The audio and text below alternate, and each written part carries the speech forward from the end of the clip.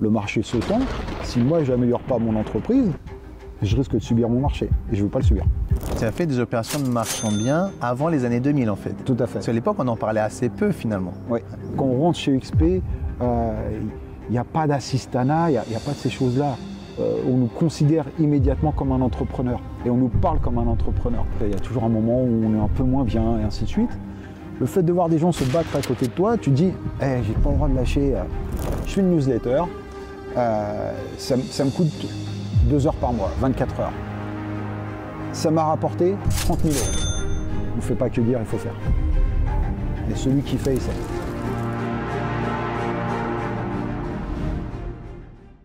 Qu'est-ce qui te fait avoir autant de vitalité à 55 ans?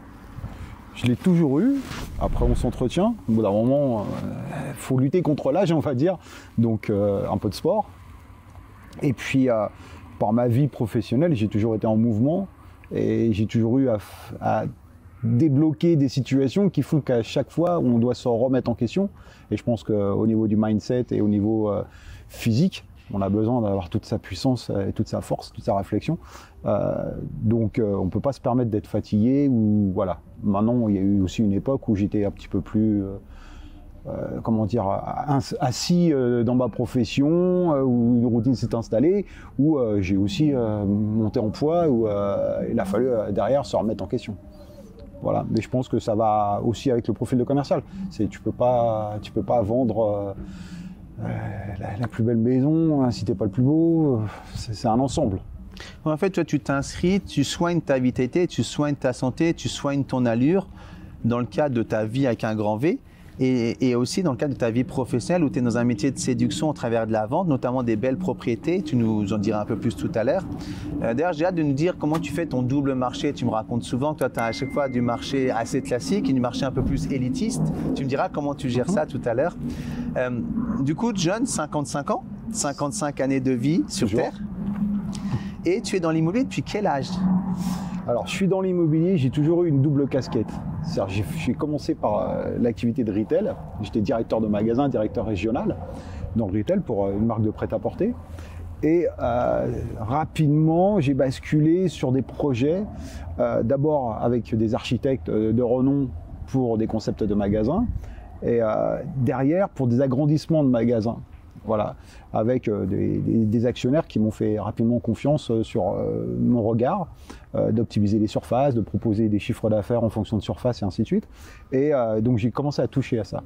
Et au bout de 13 ans de retail, j'ai pris la décision de monter en grade et donc de faire directeur de développement, donc ce que je n'ai pas fait sur du retail, mais que j'ai fait dans un groupe régional qui avait un département qu'on appelle pas de porte, fonds de commerce, mais surtout pas de porte, qui avait un projet de s'agrandir, comme c'était mon métier de développer. Donc j'ai pris la responsabilité de ce service, donc recruter et de faire de cette enseigne régionale une enseigne nationale. Voilà. Donc à travailler avec toutes les enseignes européennes, françaises, et à faire du commerce immobilier de pas de porte. Voilà. C'était en quelle année ça, John? Ça, c'était en 2005. D'accord. Donc là, on est en 2025, il y a 20 années. Il y a 20 années. Ça, dans ce parcours, j'ai rencontré un affilié d'une marque qui avait le projet de développer cette marque, et les actionnaires de cette marque voulaient que ce soit lui qui développe cette marque à l'international et en fasse un réseau, ce qu'on appelle un réseau commercial. Et donc cet affilié est venu me voir en me disant bah voilà, j'ai besoin d'un développeur, j'ai besoin de quelqu'un qui maîtrise le retail, que ce soit et commercial et immobilier, gestion des équipes. Donc il faut qu'on travaille ensemble. Donc il m'a présenté à ses actionnaires et derrière on a développé donc Cop Copine. Donc Cop Copine, c'est toi? Ouais. Enfin, c'est moi, je suis pas le fondateur, mais voilà. Et on a développé le retail, restructuré entre la franchise et le retail. Et donc, ça a été de 2005 à 2013, ça a été 76 magasins en France et en Europe. auquel tu as contribué à l'installation en France, c'est ça? C'est-à-dire En Europe même? C'est-à-dire qu'on avait des obligations d'ouverture chaque année, entre 8 et 10 magasins. Donc ça a été de trouver les emplacements, plutôt mon actionnaire avec des architectes, de créer le concept et d'optimiser le concept. Et derrière, il fallait recruter les équipes, écrire tous les process, parce que c'était avant tout une marque de franchise. Donc en réseau, il faut monter le service comptable, il faut monter les services logistiques, voilà, toutes ces choses-là, et l'adapter au réseau. Donc voilà, ma mission était d'écrire tous les process de fonctionnement de la société, de recruter les équipes, d'animer les équipes en commercial, de recruter les directrices régionales pour l'animation d'équipes. Voilà, donc ça c'était mon métier. Et du coup, donc tu as goûté l'immobilier au travers du commercial, de ce que tu viens de nous présenter. Et l'immobilier résidentiel, tu es venu en quelle année du coup? Alors l'immobilier résidentiel, j'y suis venu en 97. Ah, donc c'est privé. Ah oui, à titre privé, d'accord. À titre privé, puisque j'adore les travaux, j'adore l'architecture. Donc, étant parisien, ma femme de Bretagne, en 97, lorsqu'on est en Bretagne et qu'on avait des maisons de 300 mètres carrés au prix d'un parking de Paris, on s'est dit, il y a peut-être quelque chose à faire. Donc, on a acheté des vieilles fermes que je rénovais, voilà, mes week-ends, mes vacances, voilà. Et on faisait des opérations de marchand de biens. Voilà. Donc tu as fait des opérations de marchand de biens avant les années 2000 en fait. Tout à fait. Parce qu'à l'époque on en parlait assez peu finalement. Oui. Ouais. Donc j'ai fait ces opérations et ensuite je suis vraiment venu dans l'immobilier d'habitation justement avec Copcopine, puisque lorsqu'on recherchait des magasins, parfois c'était des immeubles qui étaient à vendre. Voilà, je citerai des villes comme Mâcon, Villefranche, où c'était l'ancien commerçant avec le premier niveau où il habitait, ensuite le magasin. Donc on achetait le bâtiment, on faisait le magasin, on restructurait de manière à ce que ou au-dessus ce soit du locatif ou revente directement à un particulier pour faire une habitation. Donc là, je gérais aussi cette partie-là. Ok, très bien. Et du coup, à partir de quand et qu'est-ce qui t'a amené à le faire et d'en faire réellement ton métier de conseiller immobilier pour l'habitat, on va dire familial, en tout cas du particulier? On va dire de toutes mes opérations et de mon métier, mon entourage en immobilier me consultait systématiquement. Donc bon, je le faisais, c'était dans mon métier. Moi, j'étais surtout retailer, achat de magasins, restructuration. Je n'étais pas encore dans l'habitation en particulier. Bon, je conseillais en immobilier puisque, de fait de mon métier, j'avais quand même de la législation, du droit et ainsi de suite. Et lorsque je suis rentré en France des États-Unis après une dernière mission, j'ai décidé de rester auprès de ma famille. Parce que de voyager à travers le monde pendant 15 ans, quand les enfants partent du domicile, tu te retrouves seul devant ta femme et à dire qu'est-ce qu'on fait? Est-ce qu'on vit toujours à distance ou est-ce que maintenant qu'il n'y a plus les enfants, ça va peut-être être compliqué, peut-être qu'on soit un petit peu plus ensemble, ça aurait peut-être plus de sens. Donc je me suis dit, qu'est-ce que je peux faire et rester auprès d'un espace géographique qui me permet de rentrer tous les soirs ou en tout cas de rentrer plus souvent. Et je me suis dit, je sais faire deux choses, c'est développer des réseaux de magasins et faire de l'immobilier. Donc je me suis dit, je vais faire de l'immobilier. Et le fait qu'on me sollicite en termes de conseils, je me suis dit, ça veut dire que j'ai ma place et que je suis reconnu. Et que je suis quelqu'un de confiance. Donc je me suis dit, autant utiliser tous ces atouts et de les mettre vraiment, de les exposer, d'en faire ma société et d'en faire mon gagne-pain. Donc là, tu t'es professionnalisé. Voilà. Pleinement en tant que conseiller immobilier. Et tu as démarré avec quel modèle au départ? Alors au tout départ, j'ai testé en agence, en responsable d'agence. D'accord, traditionnel, je veux dire, pignon sur rue, pour le coup, pas de porte, vitrine. Voilà, vitrine, équipe, oui. Voilà, sectorisation, voilà. Et j'en suis vite revenu dans le sens où j'ai pas trouvé le sens véritable du service du client. J'entendais plus parler de problèmes de répartition d'honoraires, à qui appartenait le client, des choses comme ça. Je n'ai pas trouvé ça, ça ne me correspondait pas.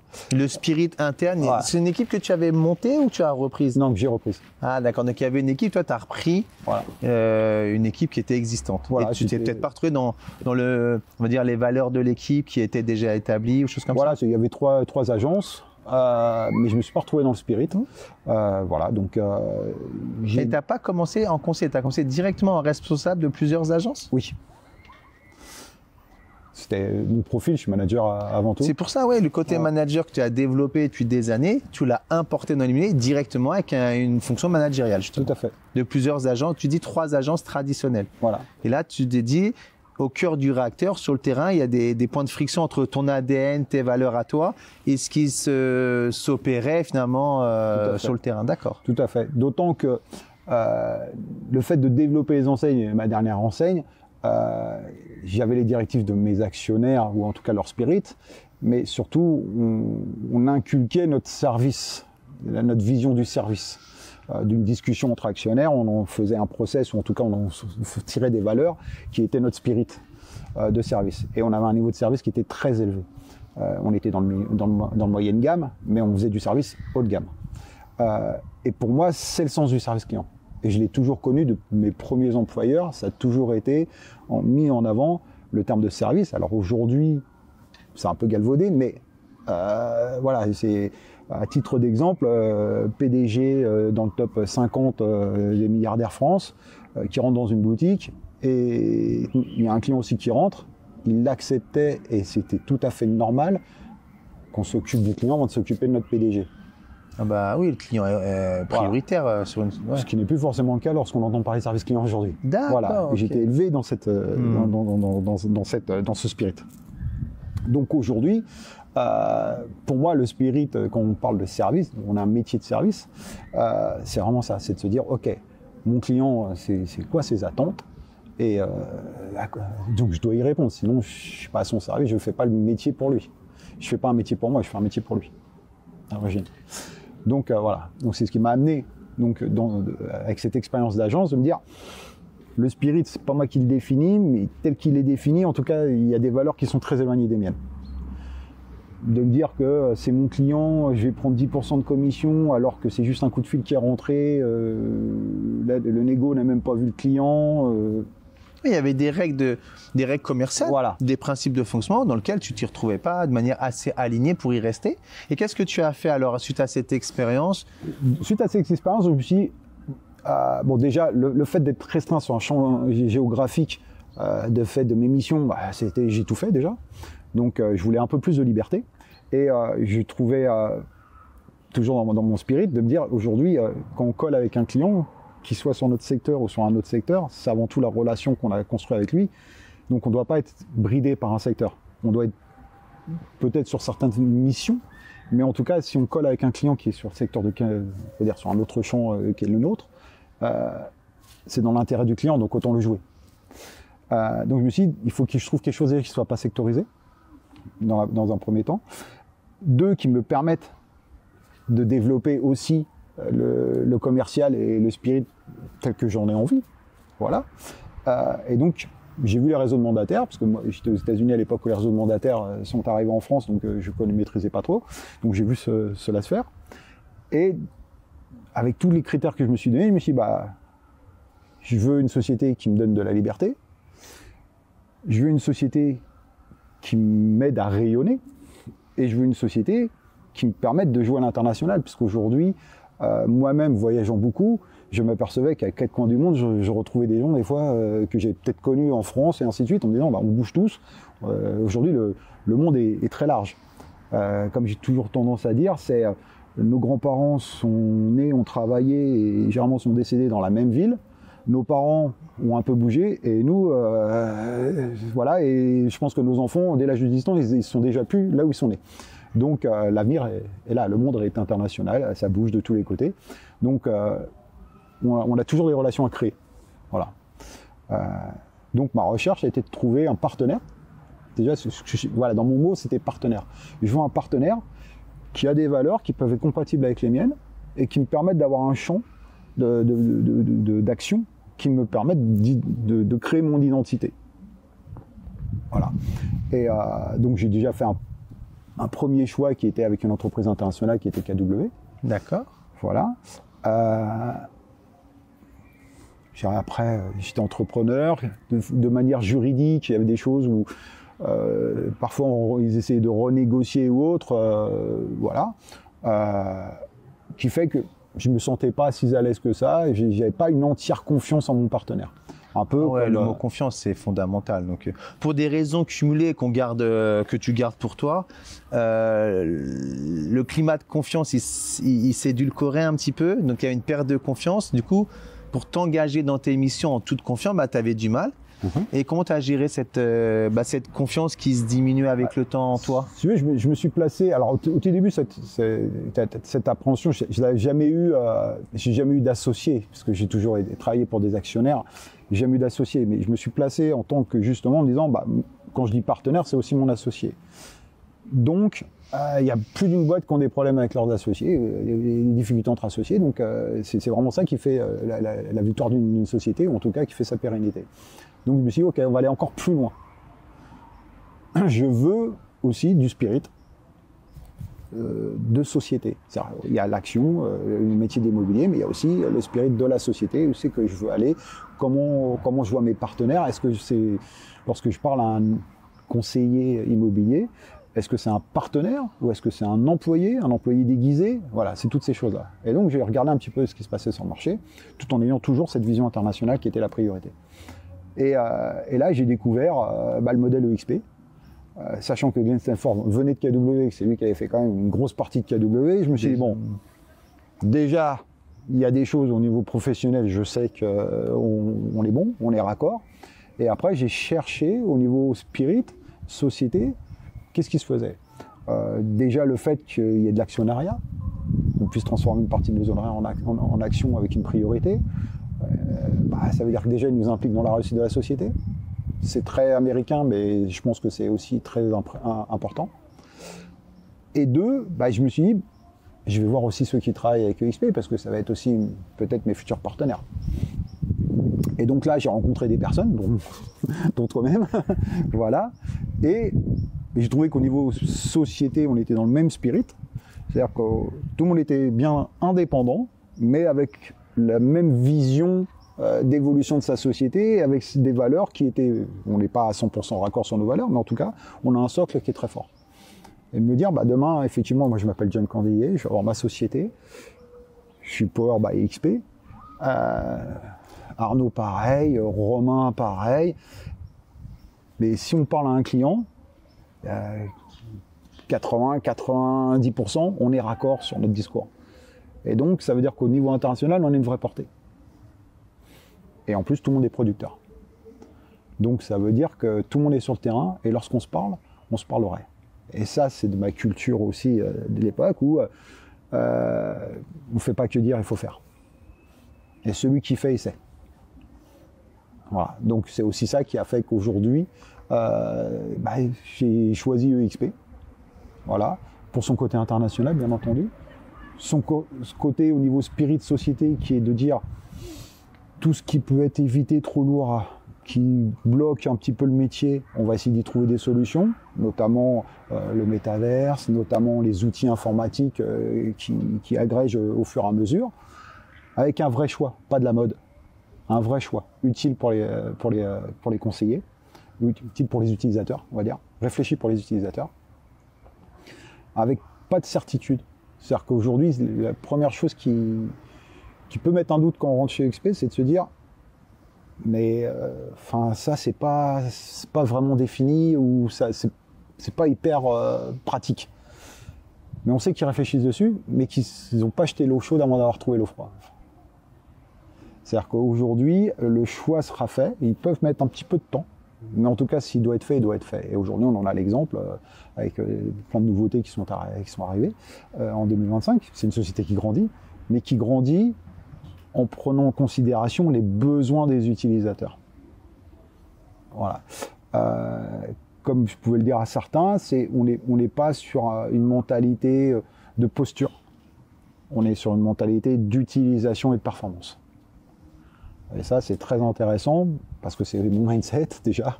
Et ça permet aujourd'hui vraiment de faire des vraies avancées. C'est vraiment utile dans notre métier. Et comme c'est réfléchi, on ne monte pas une marche. On en gravit deux tout de suite. Et ça, dans un business comme le nôtre, notamment en ce moment, ça nous permet de souffler, d'avoir des bulles d'oxygène pour pouvoir rester concentré sur notre activité quotidienne et de pouvoir affiner notre quotidien, tout en sachant que, notre partenaire, il est de confiance, donc on n'a pas besoin de s'en occuper. On sait que s'il nous a dit qu'il travaillait sur un projet, sur un sujet qui allait nous aider, il va le faire. Et de l'autre côté, nous, on est concentré sur ce que l'on fait et ce que l'on a. Et en termes d'image, si elle est raccord avec ce que l'on pense, il n'y a pas de raison de se poser d'autres questions et donc on est performant. En fait, c'est la notion entre performance, croissance ou hypercroissance. La performance, ça peut être d'être capable d'être dans une évolution d'hypercroissance où on monte les marches 2 par 2, 3 par 3, sans se casser la binette, la figure, quoi. Et la croissance, c'est de les monter une après l'autre. Et c'est vrai que EXP a réussi à modéliser un modèle, un dimensionnement international où on arrive à monter les marches 3 par 3, symboliquement dans l'illustration qu'on utilise, sans se casser la figure, puisque aujourd'hui c'est 90 000 agents indépendants à travers le monde, alors que ça vient de fêter 16 années de vie avec une naissance aux États-Unis. Maintenant, on en parle en France, on est quasiment là, tout prochainement, 700 conseillers en France. C'est quand même assez fou. Si je devais l'imager, on est au premier étage, on dit tiens, je vais aller au deuxième. XP nous dira ok, pourquoi vous voulez aller au deuxième? Est-ce qu'il y a l'utilité d'aller au deuxième? Et après, donc il faudrait mieux maintenant un ascenseur ou on garde l'escalier? En plus, on parle d'escalier, on peut prendre l'ascenseur, exactement. Ouais, et ça va être ça. Et tu dis, et la question, elle est posée pas ouvertement, mais elle est discutée. Tu sens dans les discussions que ça sonde, qu'on essaie de trouver le projet profond pour avoir l'expérience ultime de l'utilisateur qui soit adaptée. Et l'utilisateur qui est le conseiller, et du coup le client qui est au bout de la chaîne de consommation, le particulier ou parfois le professionnel qui consomme notre service immobilier. Voilà. Ça fait combien de temps que tu es chez EXP, toi, John? Ça va faire 1 an, la fin d'année. 1 an, voilà. 1 an, et aujourd'hui, qu'est-ce qui, selon toi, t'apporte EXP et que tu n'as pas trouvé ailleurs dans tes différentes expériences professionnelles, justement? La sérénité de mon partenaire. Aujourd'hui, j'ai envie de dire, il faut aussi, on est entrepreneur, donc il y a le choix de notre associé. Il y a aussi l'assise financière de notre associé. Moi, j'ai géré des sociétés, donc oui, quand j'avais des actionnaires où je pouvais avoir des lignes de crédit à 3 chiffres, forcément, c'est plus confortable. Là, aujourd'hui, je sais que mon actionnaire est coté en bourse. Ça veut dire que tous ces chiffres sont transparents. Ils sont enregistrés, donc il ne peut pas me raconter d'histoire, même si l'on n'a pas envie, mais en tout cas, voilà, ça met une sécurité dessus. Donc on a déjà un partenaire, qui nous donne déjà, auquel j'ai confiance naturellement par ce qu'il me dit et ce qu'il fait, mais aussi, j'ai un moyen de contrôle. Et hyper solide en plus. Hyper solide. Donc ce qui veut dire qu'aujourd'hui, je suis très bien accompagné. Donc c'est la première des choses. La deuxième, c'est ce spirit aussi que l'on voit se développer sur tous les pays. C'est-à-dire qu'aujourd'hui, on s'aperçoit que dans chaque pays, c'est une réussite. Ça végète pas, ça avance. Et chaque pays avance à son rythme. Et ça, je trouve ça important parce qu'aujourd'hui, c'est ce que j'ai connu en développement de retail, c'est que on ne peut pas faire la même chose au nord qu'au sud. On peut pas, voilà. Et en retail, on l'a connu ça lorsque Zara est arrivé, qui s'adaptait, qui avait une adaptabilité qui était énorme à chaque marché. Mais à Paris, il était capable d'une rue à l'autre d'avoir une offre différente. Et en France, il a fallu qu'on réagisse par rapport à ça. Et je trouve que beaucoup de sociétés process est écrit, mais c'est valable. Peu importe les circonstances, c'est toujours le process qui doit être appliqué. Or, aujourd'hui, je pense que pour une société internationale, le marché immobilier ne doit pas être le même en Italie, en Espagne, en France et ainsi de suite.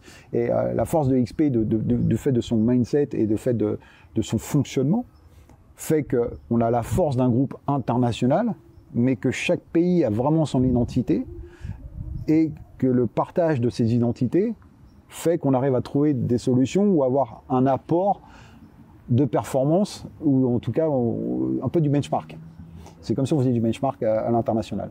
Et ça, c'est énorme parce que ça nous permet vraiment d'être solide, de profiter de l'expérience de tous les agents et de tous les pays, et donc d'avoir une force interne qui est de progression qui est là, de fait, en plus que tout le monde est conseillé.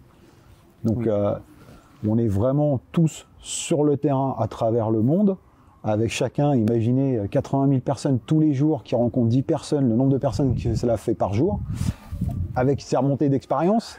Donc on arrive vite à comprendre comment le monde change, quelle est la demande de nos clients, comment la demande évolue, et donc d'avoir le temps d'y réfléchir pour se mettre en phase avec cette demande.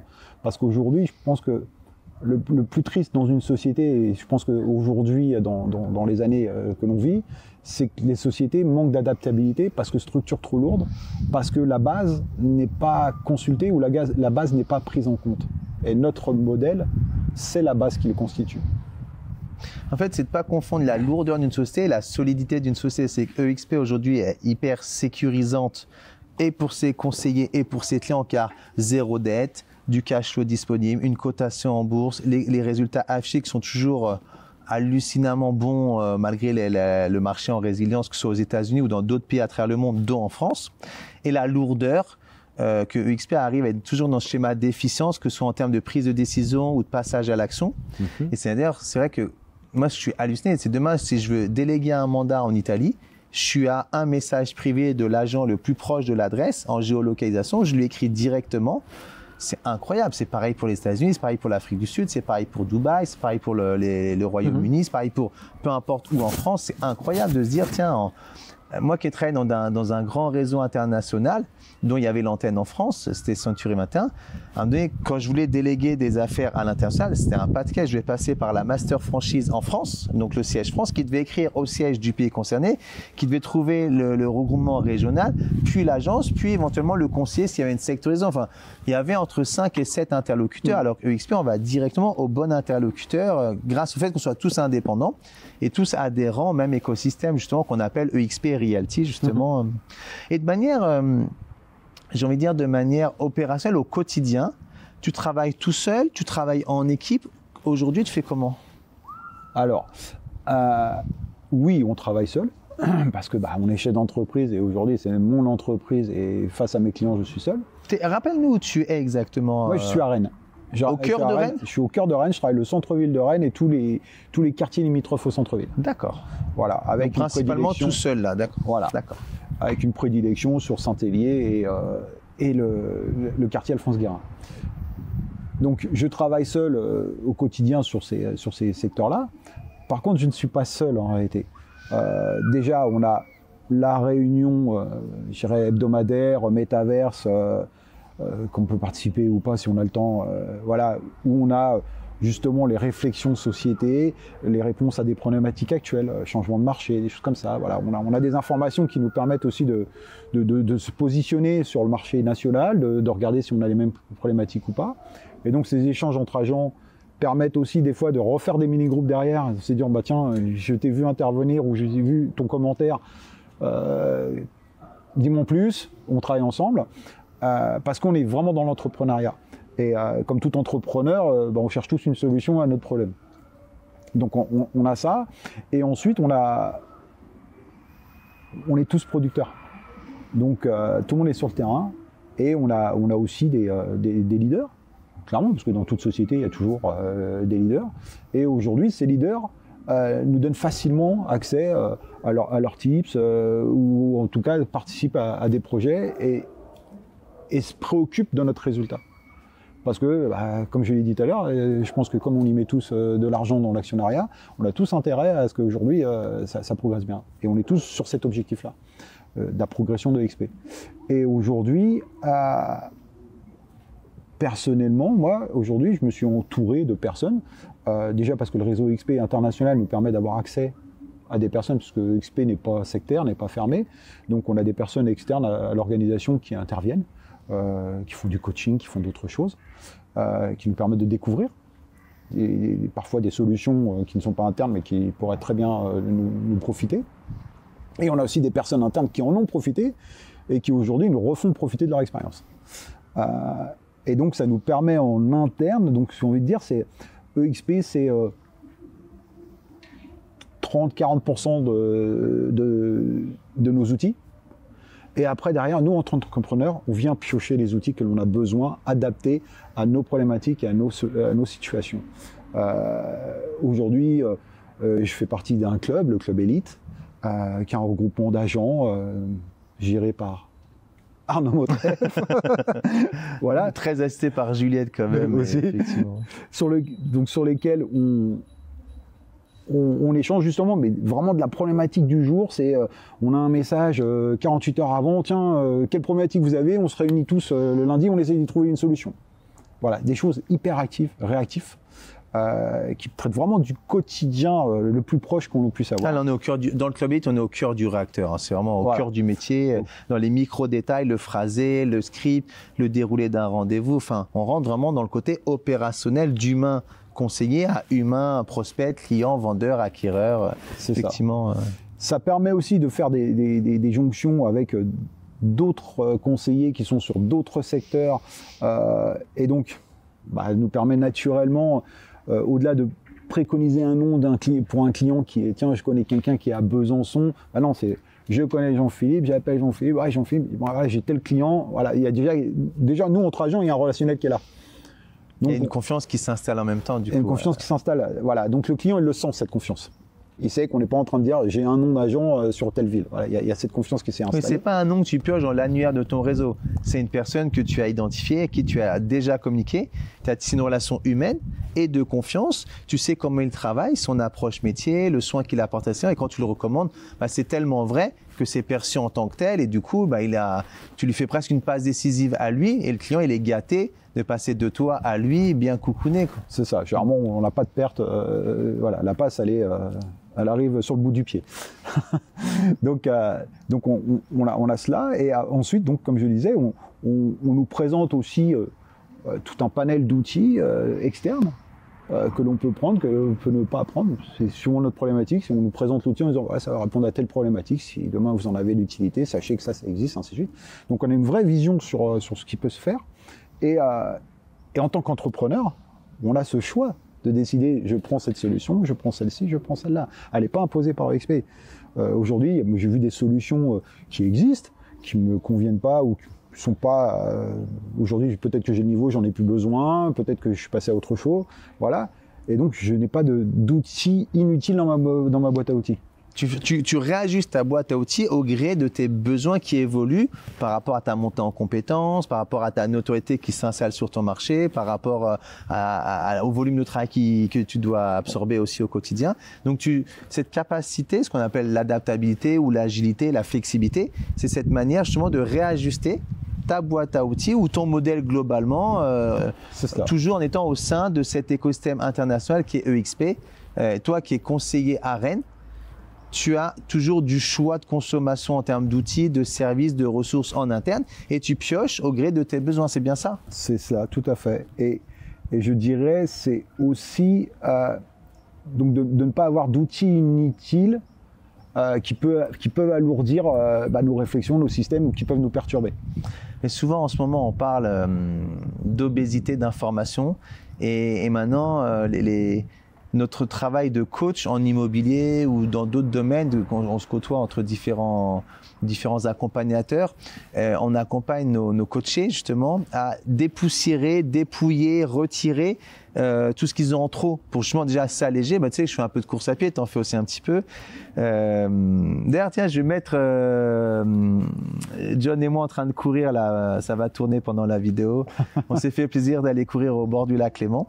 Et c'est vrai qu'en course à pied, plus tu pars léger, mieux c'est. En même temps, il ne faut pas partir trop léger, parce que si tu manques d'eau ou de ravitaillement sur place, tu vas être à la montagne entre elles, tu vas manquer d'hydratation, de nutrition, tu peux devenir défaillant. Mais si tu pars trop lourd avec ton sac de 10 kilos, c'est beaucoup trop lourd et tu vas être fatigué avant même d'arriver à la destination.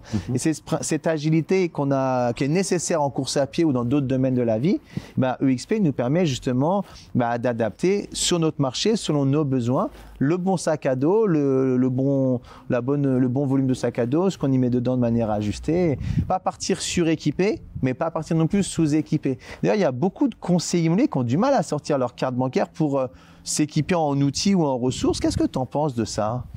Aujourd'hui, je pense que c'est de se repositionner. L'avantage que l'on a, nous, chez EXP, c'est qu'on est équipé pour être en sécurité. Si on veut aller plus loin, on veut finir premier, ou que on sait que sur la côte, on a une difficulté, on va pouvoir prendre l'outil qui va nous aider à prendre la petite barre de céréales à peut-être 5 km avant de monter la côte, parce qu'on sait qu'on a besoin. Et comme on est équipé en sécurité et que derrière, on est vraiment sur le mindset de l'entrepreneuriat, on est obligé de réfléchir justement à qu'est-ce que j'ai besoin pour aller plus loin. On a les leaders, ou en tout cas on a des figures où on a nos cibles, on regarde la réussite de certains, de la manière dont l'on provoqué. Et je trouve que donc aujourd'hui, on a le mindset entrepreneurial déjà ou pas. On veut progresser, on sait qu'on doit progresser parce que le monde change, donc il faut s'adapter. Et aujourd'hui, comme on n'a pas d'outils inutiles, parce qu'on a le choix de nos outils, je trouve qu'il est plus facile aujourd'hui de pouvoir choisir ces outils et donc là de sortir la carte parce qu'on sait quels sont les bénéfices qu'on va en récupérer. Déjà, on a l'engagement entrepreneurial, personne ne nous a forcé à le faire. On ne nous l'a pas vendu non plus. C'est nous qui faisons le vrai choix dessus. Et derrière, comme on en a fait le vrai choix, généralement, on sait qu'on va l'utiliser et qu'on en a besoin de toute façon. Et en plus, c'est pas parce que je suis chez XP, mais aujourd'hui, tout ce que j'ai pu avoir en outils, sur lequel j'ai fait l'effort d'aller chercher ou autre, ça m'a été très utile, d'une belle qualité, à la hauteur de la promesse. On n'a pas été bluffé. Parce que je pense que c'est un peu ce qu'on ressent lorsqu'on est en plénière de chez XP, c'est on a un mindset entrepreneuriat et on a un questionnement, une priorité, un focus qui est fait sur du pragmatique, de l'utile et du bénéfice. Pas sur les problématiques qui polluent déjà. Et de plus, je dirais, encore une fois, c'est vraiment ce mindset d'entrepreneuriat. Et je pense que ça vient de toute façon de XP. C'est quand on rentre chez XP, il n'y a pas d'assistanat, il n'y a pas de ces choses-là. On nous considère immédiatement comme un entrepreneur et on nous parle comme un entrepreneur. Donc le positionnement, il est immédiat. On n'a pas ce faux débat de dire t'es conseiller entrepreneur, mais le marketing c'est moi qui te le fais, c'est moi qui te fais ceci, c'est moi qui fais cela. C'est un peu comme tout, c'est quand on assiste un enfant et qu'on lui fait tout, à un moment, faut pas s'étonner s'il a 18 ans et ne sait pas faire tout seul ou il fait les mauvais choix. Il y a aussi l'expérience qui est là, mais je trouve qu'aujourd'hui, voilà, quand on rentre chez XP, on nous explique bien qu'on n'est pas là pour nous assister, on est là pour nous aider, guider dans nos choix, et que c'est la communauté et ses partages qui font la force de cette société. J'ai envie de dire, c'est un peu un caméléon EXP. C'est-à-dire qu'effectivement, il y a un noyau qui est là, mais on sent bien qu'autour, c'est l'adaptabilité au maximum. Donc, quand on rentre chez EXP, il faut avoir cet état d'esprit. Je pense qu'il y a ça aussi. Je pense que peut-être tout ce qu'on se parle, là, je vois, j'ai fait un séminaire avec des agents, on était 15. Tout le monde avait le même état d'esprit vis-à-vis d'une question, même si personne n'avait la même réponse. Normal, on est tous différents. Mais par contre, l'objectif visé ou la façon d'essayer d'avancer était quasiment la même pour tout le monde. Mais justement, tu es en train de nous dire qu'à la fois EXP, c'est un réseau international avec des outils, des moyens de communication hyper efficients à travers le monde. Et à la fois, tu nous dis que tu as participé à un séminaire en France avec 15 autres agents EXP et donc de manière très intimiste. C'était en présentiel, c'était sur 2 journées avec une soirée. Mais qu'est-ce que ça t'a apporté d'ailleurs, ce séminaire ? Ce séminaire, ça permet, comme je pouvais le dire, c'est... Déjà, bon, je suis entrepreneur, donc il y a mon bilan des 6 premiers mois et ma projection sur mes 6 mois pour finir mon année, qui me permet de reposer les choses. En même temps, on cherche toujours à essayer de faire nos réglages et de regarder comment on le fait. De partager nos expériences aussi, parce que ce qui se passe chez l'un peut se passer chez l'autre, ou en tout cas, il y a des effets miroirs, et il y a aussi des solutions qui sont naturelles, juste en discutant. Et encore une fois, c'est comme un club d'entrepreneurs qui se sont rejoints en disant, voilà, on veut aller plus loin. Moi, ce séminaire, j'y ai participé, parce que j'étais donc à ma mi-année, en me disant, bah, je vais finir ma seconde. Voilà, bon, un petit peu la cheville, un petit peu douloureux, ça, il faut que je règle un petit peu parce que sinon je vais pas finir l'année. En tout cas, il faut que je règle pour vraiment être toujours en phase avec mes objectifs. Et en même temps, ça va me laisser un petit peu de temps pour préparer mon année prochaine par rapport à cette réflexion qu'on a eue entre entrepreneurs, parce qu'il y a eu différents niveaux. Donc se dire, tiens, ah oui, avancer beaucoup sur ce sujet-là, moi je n'ai pas du tout travaillé, ou je n'avais pas vu arriver. Peut-être, tiens, je vais me l'écrire pour l'année prochaine. Voilà, toutes ces choses-là. Et en même temps, c'est cette énergie d'entrepreneuriat, parce que, bah oui, on se retrouve entre professionnels, même métier, même problématiques quotidiennes, à échanger et de se dire, bah, les problèmes des uns, je peux rencontrer les mêmes. Tiens, il les a surmontés, moi j'en ai surmonté d'autres. On s'apporte, donc c'est pas de réconfort, mais en tout cas on se dit, tiens, les galères on en a tous, on a tous trouvé des solutions, donc il y a ce partage d'expérience, et puis il y a ce regroupement aussi qui fait que bah, on s'aperçoit que, bah, là j'ai envie de te dire, je pense que de Besançon jusqu'à quasiment la Provence, bah, j'ai un agent de confiance dans tous les départements. Bon là, ils étaient beaucoup sur l'Est, mais peut-être que demain, ça sera sur d'autres. Mais en tout cas, tu dis, bah voilà, là j'ai déjà 2 jours avec eux à échanger son expérience, donc à comprendre comment on fonctionnait. Voilà, il y a une intimité qui s'est créée, qui fait que leur réseau est de plus en plus solide. Et toi qui as déjà participé régulièrement à des séminaires du fait de ta carrière, là c'est un séminaire organisé par ImoPure Formation. Qu'est-ce qu'il y a eu de différent peut-être ou de particulier que tu as pu captiver, ressentir avec ce séminaire piloté et animé par ImoPure Formation? Là, on était vraiment sur un séminaire professionnel avec du partage de l'expérience, justement de mettre l'attention sur les détails qui font la différence entre la réussite et le faire. Voilà, là, on nous a vraiment apporté la vision du réglage qu'il faut effectuer. C'est-à-dire qu'on a été, j'ai envie de te dire, comme en Formule 1. Le virage 4, je l'ai passé, ok, enfin mon tour, je l'ai fait en 1:31 118. Le prochain, il faut que je fasse en 1:31 114. Ouais, mais je suis déjà au taquet. Avec quelques petits réglages, on va y arriver. Donc cette notion de micro-réglage, justement, que tu as pu retrouver voilà. Particulièrement là, d'accord. Et après, ce qui est effarant, c'est que ces micro-réglages, tels qu'on nous les présente, des fois, ils nous paraissent comme un réglage énorme. C'est-à-dire qu'on se dit, ah ouais, effectivement, c'est vrai que en mettant un petit peu le curseur un petit peu plus haut là, c'est beaucoup plus facile. Et ça va me soulager. Voilà. Parce qu'on a tous besoin vraiment d'être projetés. Et justement de cette expérience en même temps de ces échanges, encore une fois, ça reste notre utilisation. C'est pas un process défini d'une méthode écrite par monsieur Intel. C'est voilà les réglages qu'il faut en tel cas de figure pour aller plus loin, et comment toi tu t'accapares ce micro-réglage, comment toi tu le vois sur ton marché, comment toi tu le vois dans ton fonctionnement, à quel moment toi tu veux le faire, voilà. Et donc tu restes entrepreneur et tu restes décisionnaire de la manière dont tu vas le faire, un peu comme un pilote de Formule 1, je parle beaucoup de Formule 1 parce que j'adore. Voilà, les réglages sur la Ferrari d'Hamilton, c'est pas les mêmes que sur Leclerc, parce que c'est pas les mêmes pilotes, pourtant c'est la même voiture, le même moteur, mais les réglages sont différents en fonction du pilote, comment il va l'utiliser. Sachant que les deux, c'est d'être champion du monde.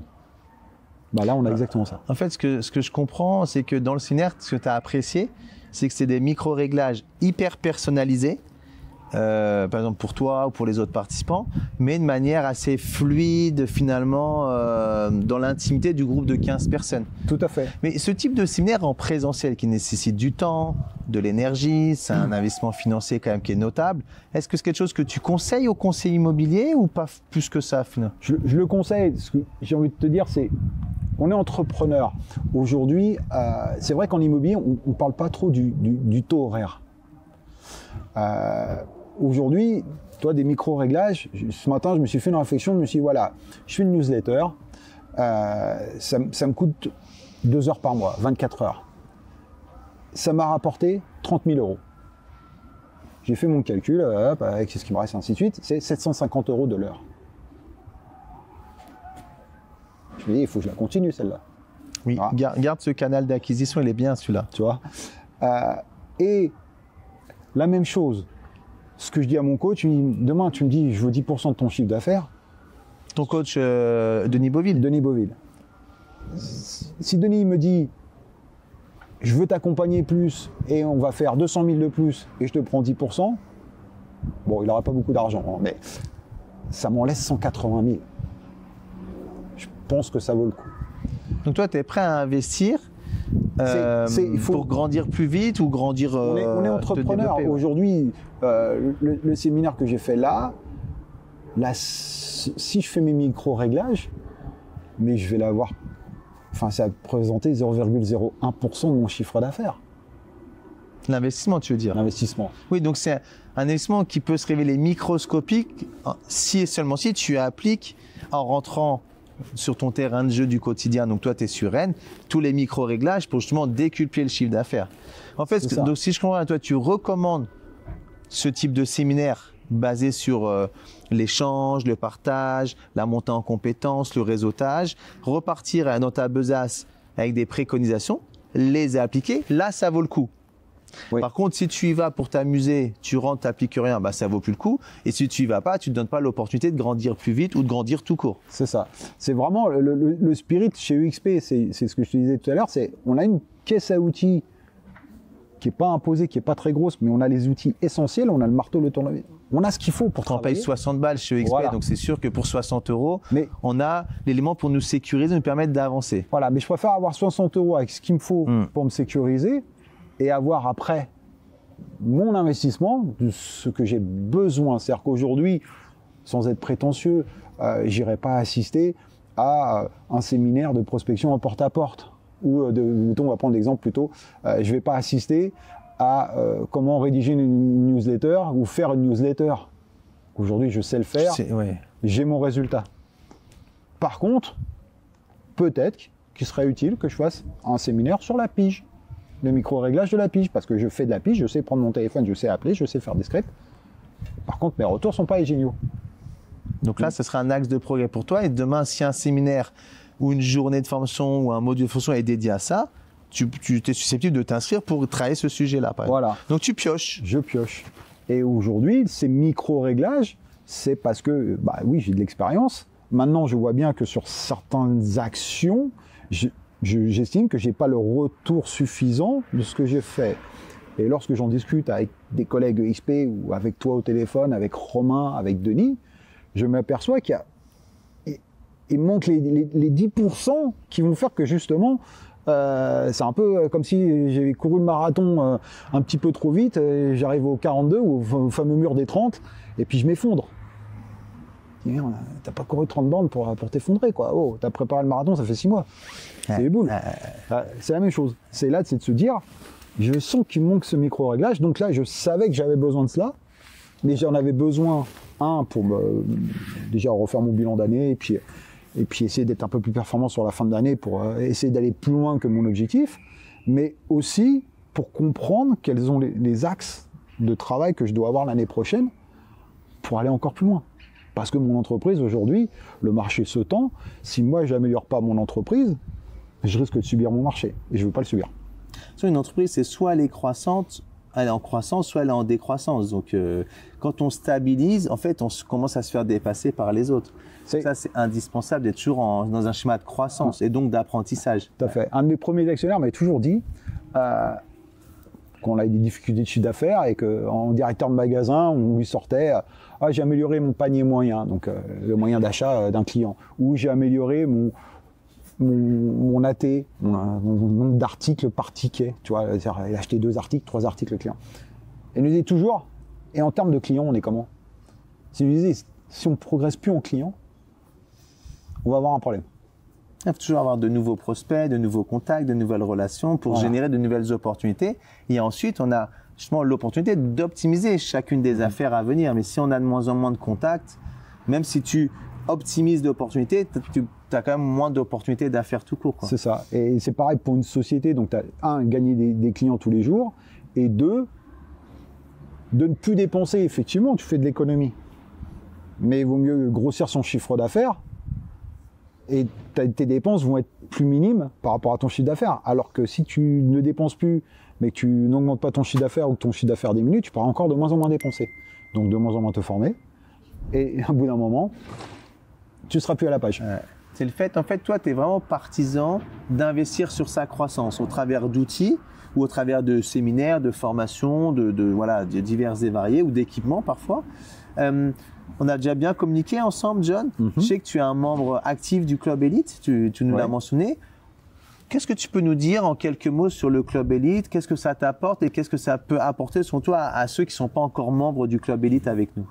Alors, je dirais pour revenir sur la globalité, quand tu m'as posé la question qu'est-ce qu'on dirait à un agent qui investisse dans la formation et des choses comme ça, je dirais la première des choses, c'est de savoir de quoi on a besoin.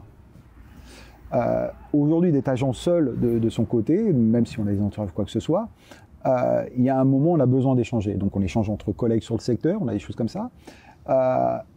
Et là, le Club Elite, ça me permet d'avoir encore un autre moment d'échange avec des professionnels, d'être vraiment dans l'opérationnel de la semaine, j'ai envie de dire.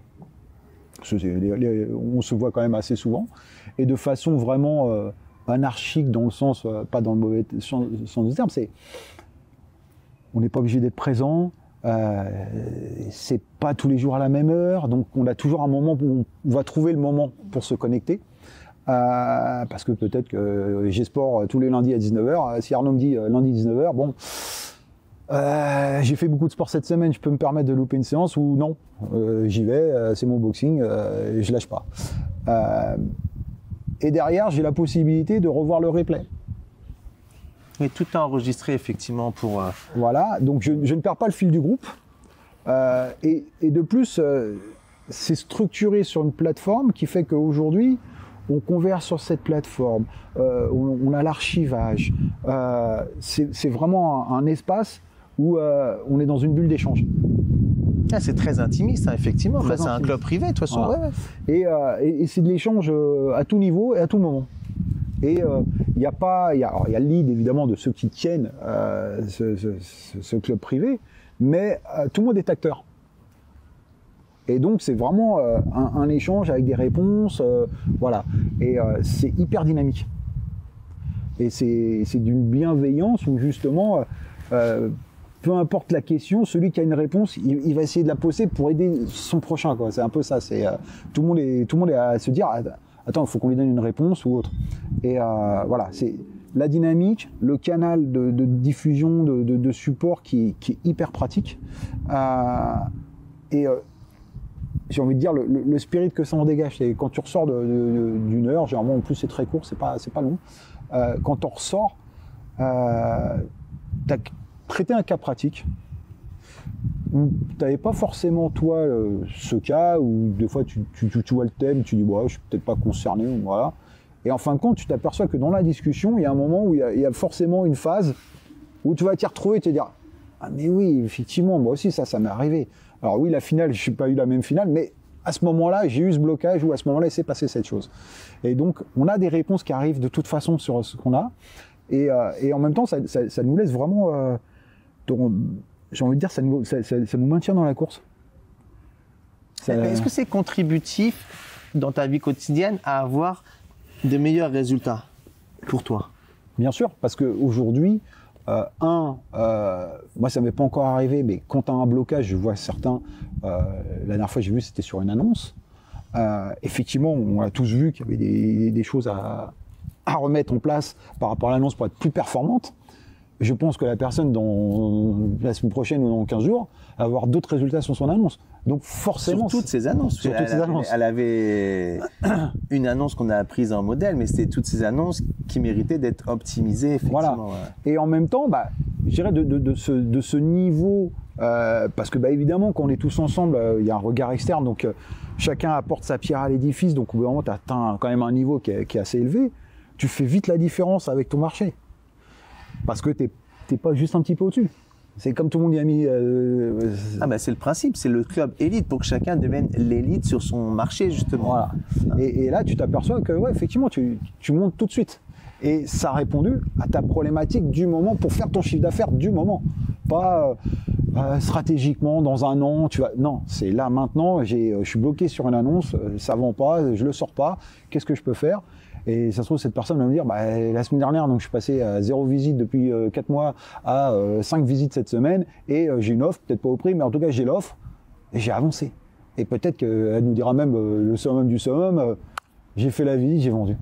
On voit des avant-après qui sont assez fulgurants, comme on dit, hein. Les micro-réglages, chacun sur son marché, avec son réseau, parce que c'est multimarque, il y a des indépendants, il y a des franchisés, il y a des gens qui sont dans d'autres réseaux que EXP.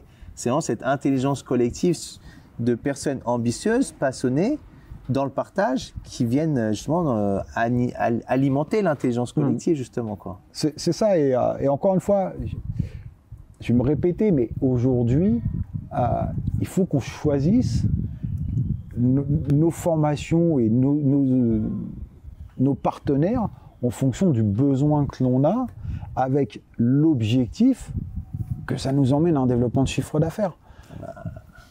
Et je pense que l'entrepreneuriat, il est là, et qu'aujourd'hui, la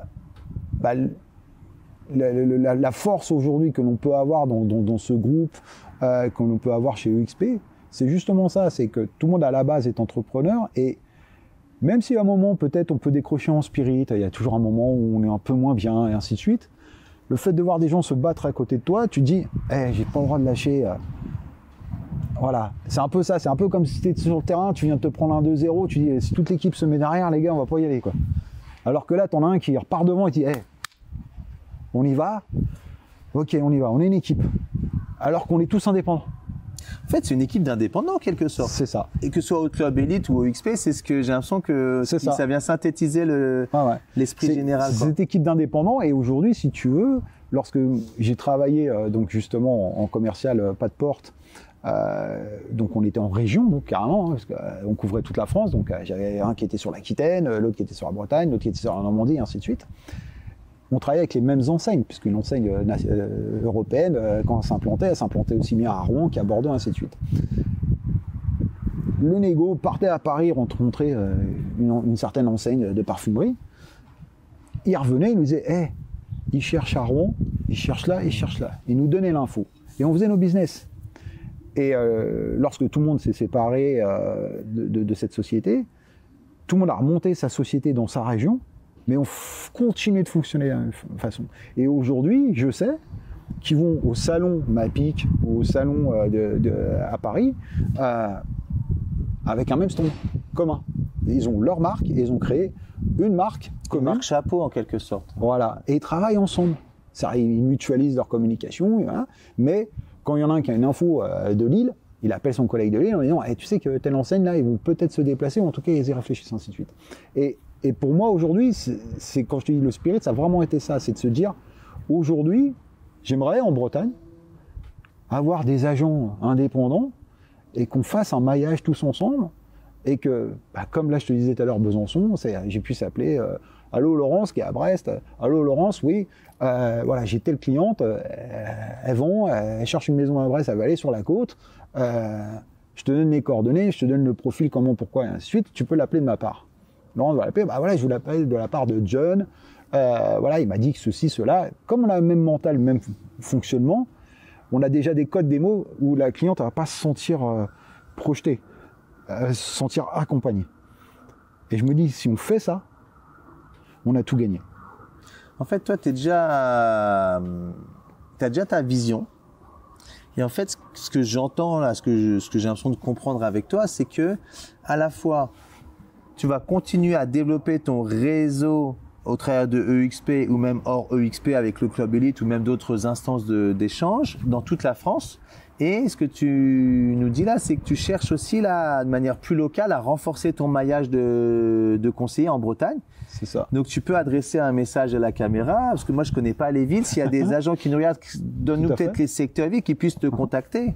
Aujourd'hui, si tu veux, sur la Bretagne et notamment Rennes, il y a énormément de Rennais qui ont des résidences secondaires sur la côte, Saint-Malo, Dinard, Dinan. On a aussi beaucoup de familles historiques qui sont sur les côtes d'Armor ou Bretagne Nord et qui, à terme, vendent leur maison sur la côte pour revenir sur Rennes pour avoir toutes les commodités et tous les services liés au vieillissement. Et aujourd'hui, donc, on a beaucoup de passerelles communes. Et aujourd'hui, on se dit, si on travaille ensemble, on est capable d'envoyer des clients sur la côte pour aller chercher leur résidence secondaire et on accueille les clients de la côte sur Rennes pour leur trouver l'outil adapté, l'habitation adaptée. Et aujourd'hui, si à Rennes aujourd'hui, conseiller indépendant, on va se parler vrai, aujourd'hui il y a tous les surcoûts liés aux communications, toutes ces choses-là. Je pense qu'aujourd'hui d'être agent indépendant, seul dans son coin, je pense que structurellement c'est très lourd. Et puis en fonction des cycles du marché, il y a des moments qui sont peut-être difficiles. Et là, d'être sur un groupe qui nous permet d'avoir un rayonnement international, qui nous permet d'avoir des outils qui nous permettent de faire notre travail et qui nous laissent toute la liberté d'entreprendre et de garder notre identité, je trouve que c'est un avantage en termes de société, c'est un avantage en termes d'image, et qu'aujourd'hui, ça va être un avantage en termes de business, puisqu'on est tous capables de s'apporter du business supplémentaire, et le groupe EXP est capable de nous apporter un business international. Et je pense que la Bretagne, aujourd'hui, si on fait de l'actualité, c'est quand même une région, déjà on sait que sur l'ouest de la France, je ne sais plus si ça va être 50 ou 60% de la population française qui est habitée sur l'ouest de la France, que la Bretagne avec le réchauffement climatique, c'est une région qui est très prisée, de toute façon on le voit en termes d'urbanisme, et qu'aujourd'hui, on a tous notre carte à jouer là-dessus. Aujourd'hui, j'ai l'exemple même d'une agent américaine chez EXP, française à l'origine, immigrée à New York, qui aujourd'hui organise avec les agents EXP, donc là elle l'a fait avec Nice, elle l'a fait avec le Périgord, là elle veut le faire avec la Bretagne, en disant voilà, venez, j'organise avec mes clients une vidéo, vous présentez votre région, vous présentez les avantages de votre région, votre ville, le marché, comment il se situe, ces gens-là sont prêts à investir sur la France. On dit, on a des investisseurs américains qui sont gérés par un agent, donc c'est quand même beaucoup plus facile. Et nous, on a juste à présenter notre terrain de jeu, quoi. Donc toi, en fait, tous ceux qui sont en Bretagne, autour de Rennes, sur la côte ou dans les terres ou en ville, tu les invites à te contacter, voir avec toi déjà pour faire connaissance, si je comprends bien, peut-être se changer sur votre manière de travailler, votre vision pour s'assurer d'un spirit commun en substance quand même. Après, soit ils restent dans leur écosystème, au moins vous êtes dans vos carnets d'adresses respectifs, soit ils sont curieux de savoir comment toi tu as développé cette agilité de travail et du coup cette rentabilité de fonctionnement aussi, et tu pourras leur parler s'ils veulent en entendre un peu plus sur XP, le cas échéant. Tout à fait, d'entrepreneur à entrepreneur. Exactement, ouais. Qu'est-ce que tu veux bien partager? Ça avait une vidéo qui est principalement sur YouTube, avec des extraits peut-être sur les différents médias sociaux. C'est ceux qui nous regardent jusqu'au bout, c'est-à-dire qu'ils ont passé quand même quasiment 1 heure avec nous. Qu'est-ce que tu as envie de partager comme message pour conclure cet échange informel ensemble? Et du coup, je t'invite à le partager, ce fameux message de conclusion. Je dirais qu'aujourd'hui, le métier d'agent immobilier, il devient de plus en plus professionnel. Où le métier d'agent immobilier s'inscrit de plus en plus dans l'entrepreneuriat. C'est-à-dire que nous seuls, nous sommes une société. Et qu'aujourd'hui, il est difficile de pouvoir agir sur tous les paramètres d'une société, et que donc il faut se faire accompagner, ça c'est déjà la première des choses, véritablement là où on en a besoin, on a tous nos forces et nos faiblesses, ça c'est déjà la première des choses, et ensuite, aujourd'hui il faut être international.